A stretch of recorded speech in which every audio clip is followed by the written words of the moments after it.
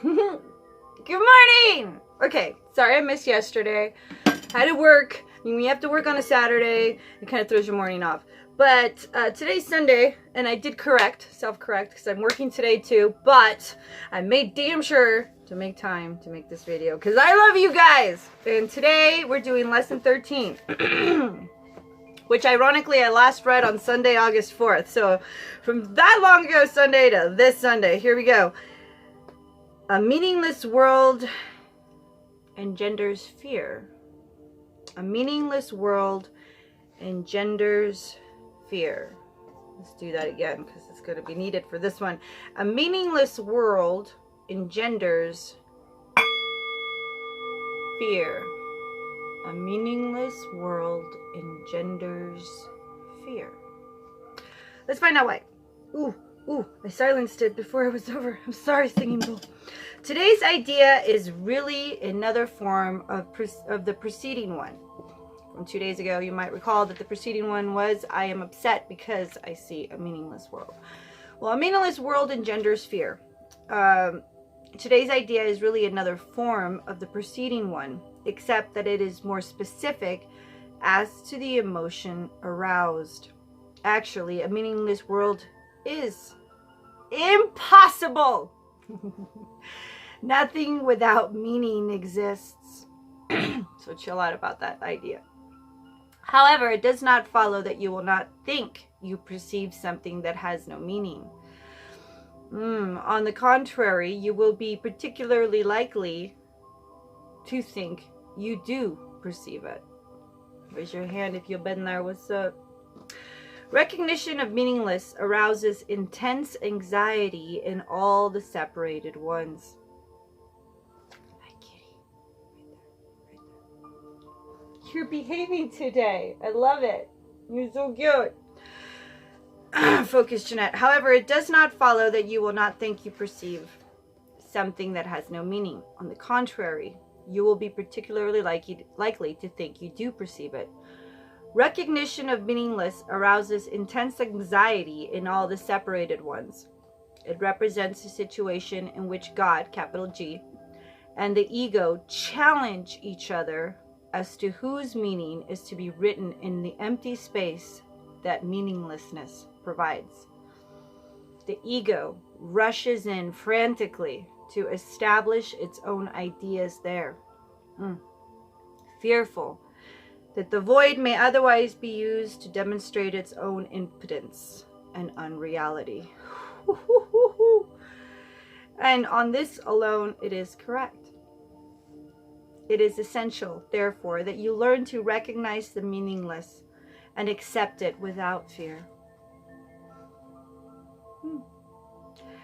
If you are fearful, it is certain that you will endow the world with attributes that it does not possess, and crown it with images that do not exist. To the ego, illusions are safety devices, as they must also be to you who equate yourself with the ego. The exercises for today, which should be done about 3 to 4 times for not more than 1 minute or so at the most each time, are to be practiced in a somewhat different way from the preceding ones. With eyes closed, repeat today's idea to yourself, then open your eyes and look about you slowly, saying, I am looking. Okay, so the one for today is, a meaningless world engenders fear. A meaningless world engenders fear. A meaningless world engenders fear. A meaningless world engenders fear. And when you open your eyes, you say, I am looking at a meaningless world. Repeat this statement to yourself as you look about, then close your eyes and conclude with, so I am looking at a meaningless world. I am looking at a meaningless world. I am looking at a meaningless world. That's with your eyes open. Repeat this statement to yourself as you look about. Then close your eyes again And conclude with, a meaningless world engenders fears because I think I am in competition with God. Woo! A meaningless world engenders fear because I think I am in competition with God.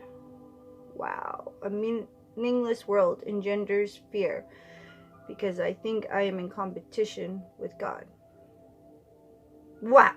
That was the capital G God. You may find it difficult to avoid resistance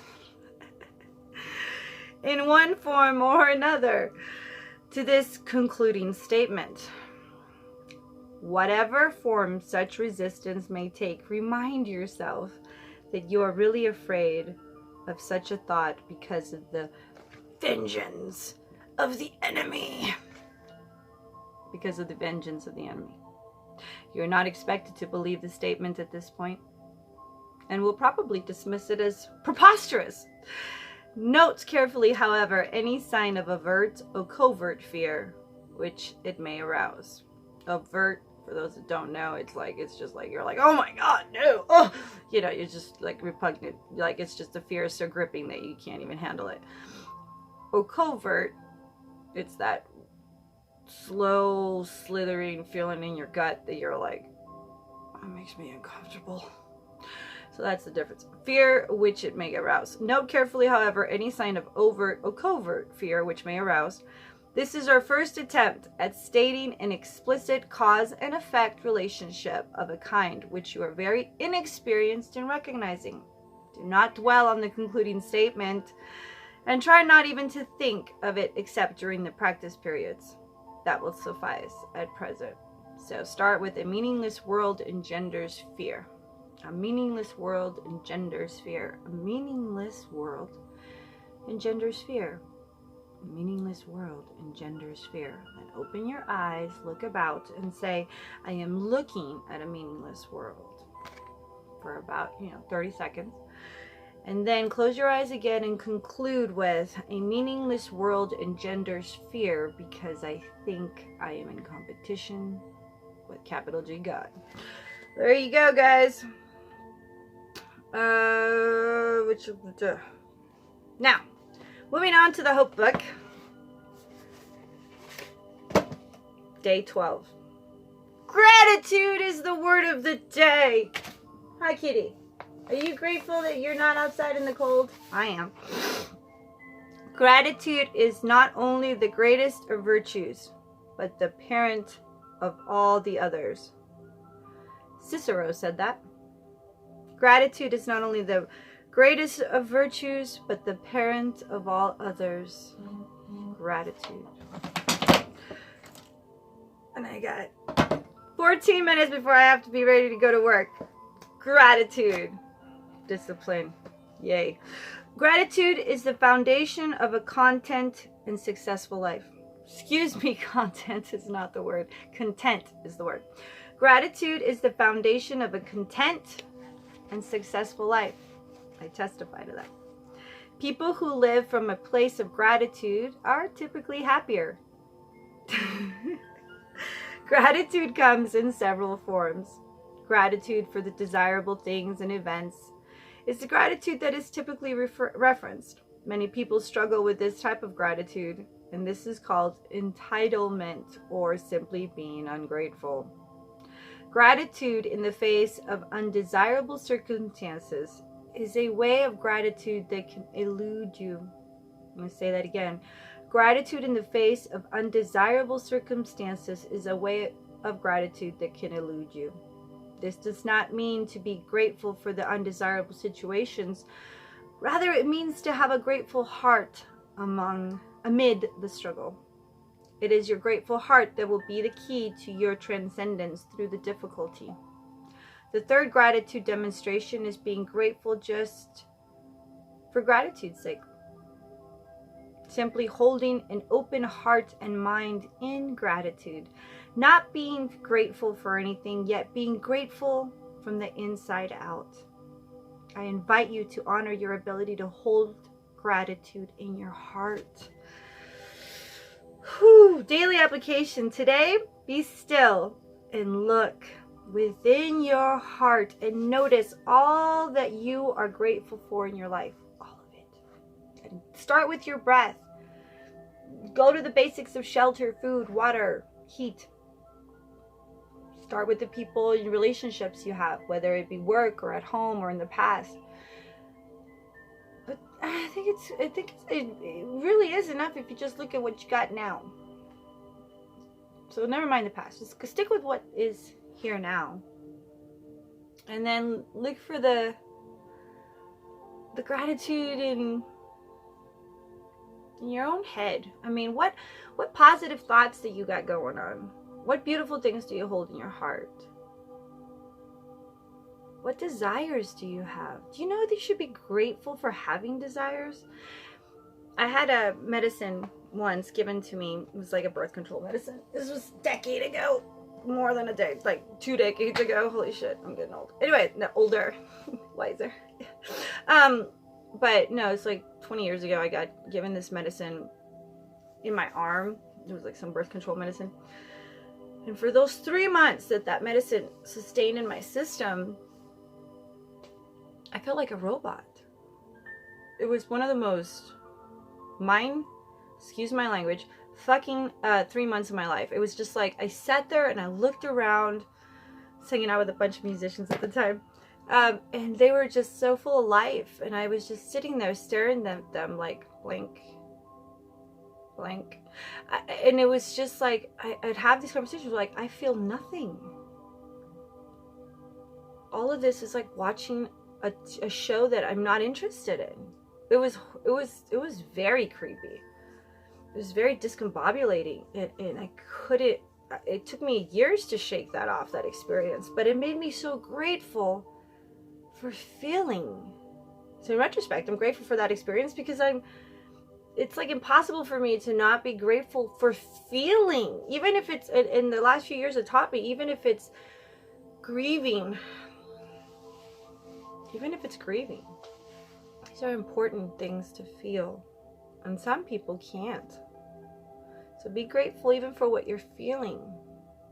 I know that seems a little quirky to some, but if you really stop and think about it, it's part of what makes us human. Delightfully so. That contrast of feelings could guide you into what you want to involve yourself in and what you don't. Which ones you'll lend your energy into and what you don't. So, daily application for gratitude today from the Hope Book is, today, be still and look within your heart and notice all that you are grateful for in your life.